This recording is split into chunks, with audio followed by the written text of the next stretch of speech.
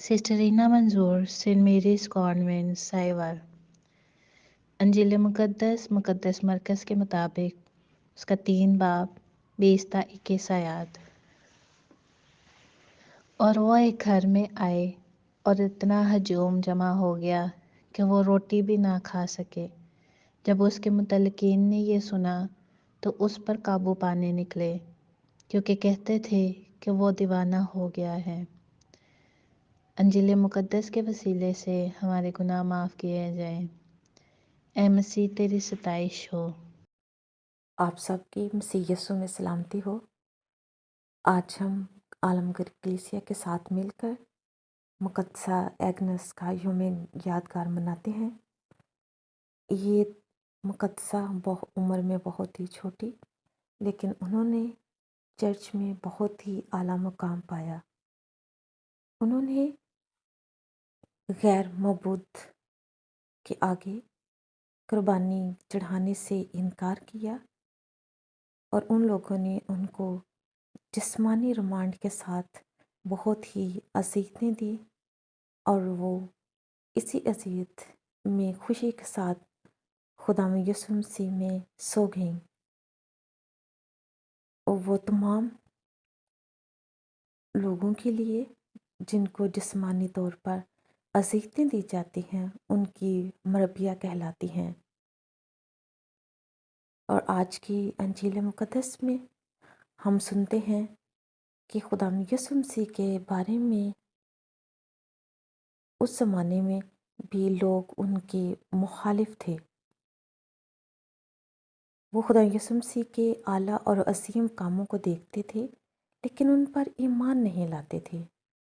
وہ کہتے تھے کہ یہ ہمارے ہی درمیان میں پلا بڑا ہے، رہا ہے، ہم اس کے ماں باپ کو بھی جانتے ہیں، بہن بھائیوں کو جانتے ہیں، اور یہ کہاں سے یہ تعلیم لے کر آیا ہے۔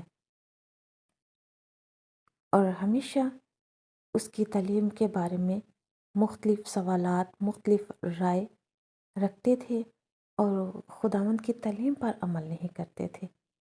اس کی تعلیم پر عمل کرنا اس لیے نہیں چاہتے تھے کیونکہ وہ تعلیم ان کے اصول و قواعد کے مطابق نہ تھی۔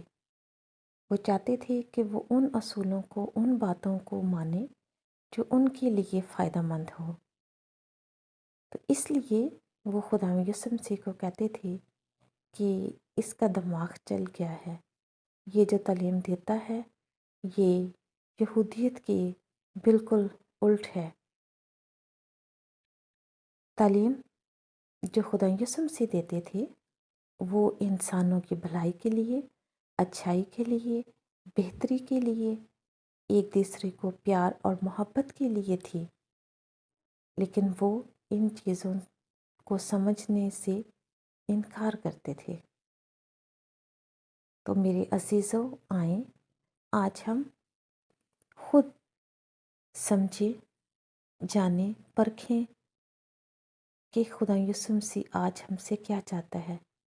کیا ہم بھی ان لوگوں کی طرح اپنی آنکھوں کو، اپنے دل کو بند کرنا چاہتے ہیں اور خداوند کی تعلیم کا انکار کرنا چاہتے ہیں، یا ہم خدا یسوع مسیح کی تعلیم پر عمل کر کے اسے ہم اپنی روزمرہ کی زندگی میں عملی جامہ پہنانا چاہتے ہیں؟